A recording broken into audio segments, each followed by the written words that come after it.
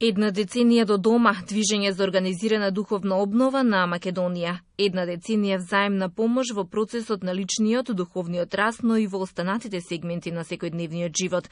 Промовирање на македонската автентична христијанска духовна историја, култура и традиција.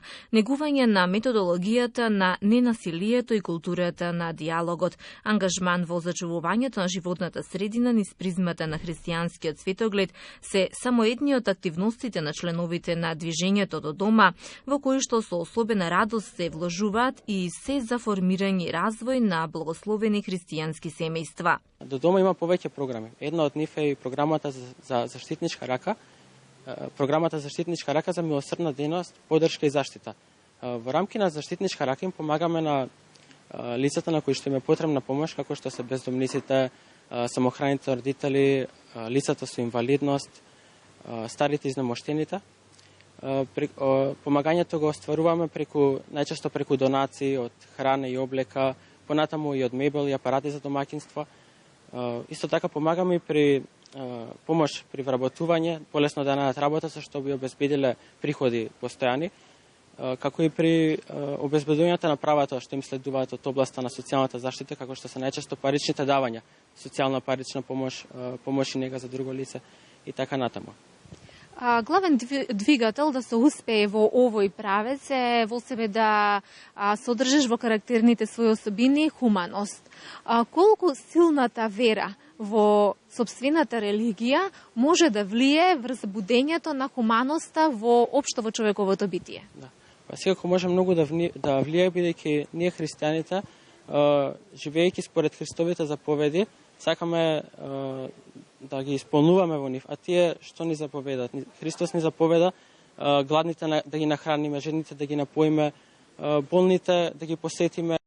Кога се живее во вера, тогаш се е поубаво, полесно, достижно и радосно. Го љубиш изгреј сонцето, му благодариш на Бог за секој нов ден, а пред зајди сонце упатуваш молитва не само за себе, туку за доброто и на сите ближни, за целиот свет, вели Дејан Тодоровски, член на дома, кој што ни раскажа дел од својот животен пат. И ти, твојата мајка, сте членови на до дома. Многу си среќен поради тоа, а зошто? Затоа што има луѓе кои што сакаат да сум член со нив и до дома имам. Сите пријатели ми се членови на тоа. Ниту во еден момент не те оставаат сам, секогаш кога имаш потреба за друштво, за хранење? Така да. Секако да. Тоа прво Бог и пријателчињата од Бога ми доаѓаат и тоа јас сега дека имам потреба и да ме нахрани некој братче и тоа. Колку твојот живот се промени откако почна да живееш силно во верата? Се промени многу. Ова сега го рачам и го гледам како втор живот да ме ва. Али јас имав друг живот, многу поинаков. Не знаев ништо да кажам, да му се заблагодарам на Бога барем. Сега борете, тоа ме држи во живот мене Бог. Кога имаш и духовни браќа и сестри, тогаш се е полесно, убаво, побогато и полетно. Животните препреки скоро и да не постојат. Брзо ги совладуваш, а набрагу и целите ги постигнуваш, кои што потоа заедно се слават, вели Филип.